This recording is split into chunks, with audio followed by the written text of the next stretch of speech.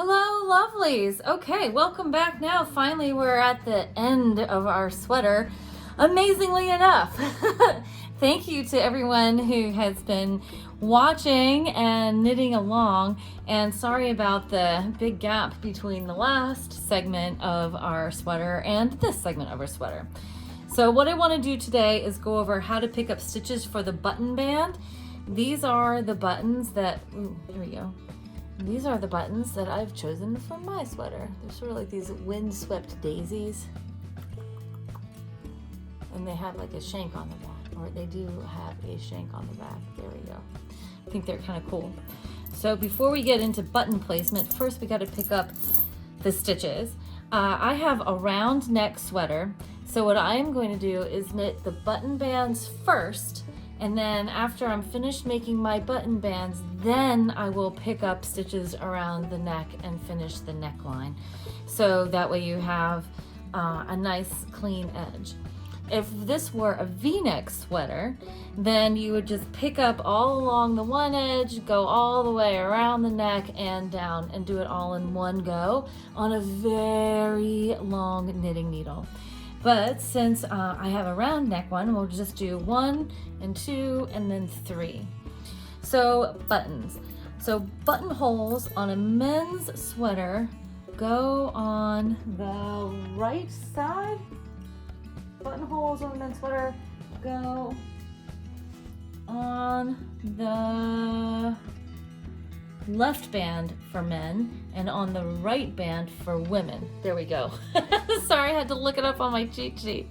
I always have to like try them on and make sure it's doing it right.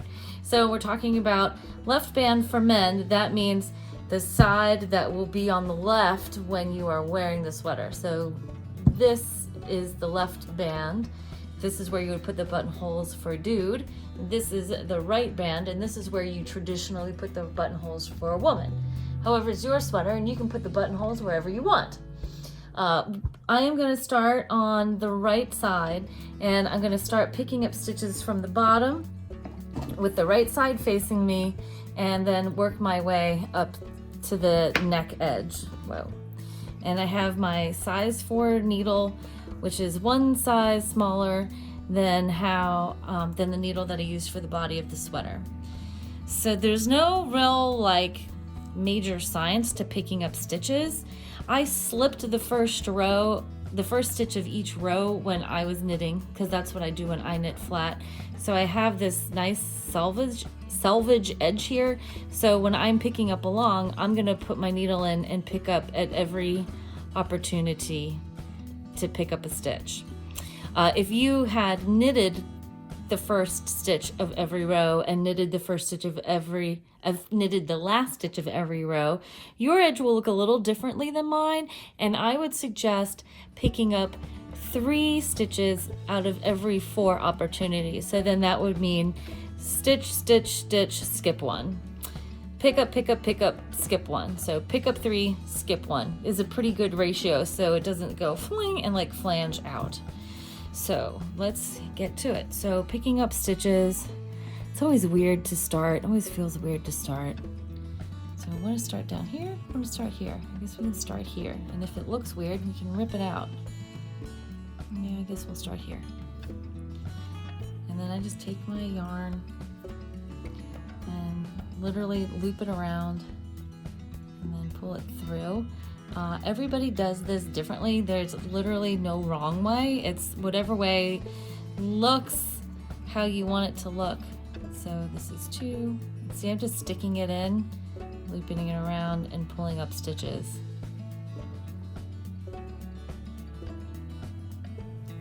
Some people like to pull up their stitches with a crochet hook. There are tools that are like a knitting needle on one end and a crochet hook on the other end. A lot of people like to use that particular tool for picking up stitches. This works just fine. If you want, you can get fancy. You can actually put both your needle tips in there, and you can knit it. And sometimes that's easier. And really, it's just, you pick them up however they look good to you. So I think that looks okay. I think that looks all right. All right, so then here we go. And we're just gonna pick up all the way along the edge. And it's your sweater, you get to decide where you want to pick up. And see, the selvage edges are bigger than the individual stitches, so I get a nice edge. It doesn't like flange out, like fan out like a fan shape. Where did I pick up? I guess I pick up here. And then I always wait until the end to weave in my ends. And you know, a lot of people hate weaving in ends, but I think what you have to do is just sit down and decide that's what you're gonna do, and then you just do it. Make yourself a cup of tea or an adult beverage, and then just go for it. Probably the best way to attack that. All right, where is the next one? Okay, so then we'll go. This is here. I guess it's here. See? Okay. All right, so then I'll see you after I have all my stitches picked up. Okay, so I've got all my stitches picked up from top to bottom, and now I've got to figure out where I want to put my buttons along my button band. Before I do a button row hole, you want to determine or recall how wide you want your button band to be.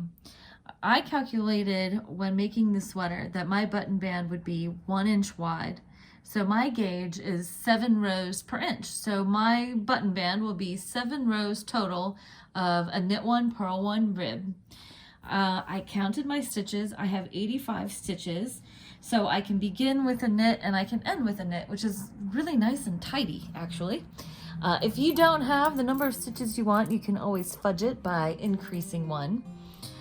Or decreasing 1. And then remember how many stitches you picked up on the right side, because that's how many you will want to pick up on the left side of your button band, so they match.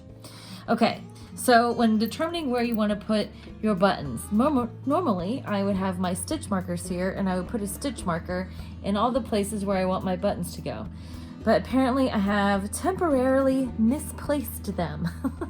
So I'm just gonna line up where I want my buttons to be. So I know I want a button at the top, and I also know I want a button at the bottom or near the bottom. I like to put it sort of in the middle of the bottom button band, sort of halfway. I guess it's about 1 inch up from the bottom, because my bottom hem is 2 inches. If you want to be scientific about it, you can measure the space between these two buttons, and then put one in the middle, and then put one in the middle here, and one in the middle here. I always advocate for an odd number of buttons because it is much more aesthetically pleasing than an even number of buttons. So I've got 5, and my buttons will approximately go here. So the next step normally would be to clip off stitch markers where I want them to go. But I think I must have left them at the store or in the bottom of a project bag. So first I'm going to do 3 rows of knit 1, purl 1 rib, and then I will put in my buttonholes. And then I suggest you do half as many rows as you need for the width of your button band, you know, or to the point where you want to get your buttonholes done, and then measure again and line up your buttons to see where you want them to go. Okay, so then I will see you when we are ready to make our buttonholes.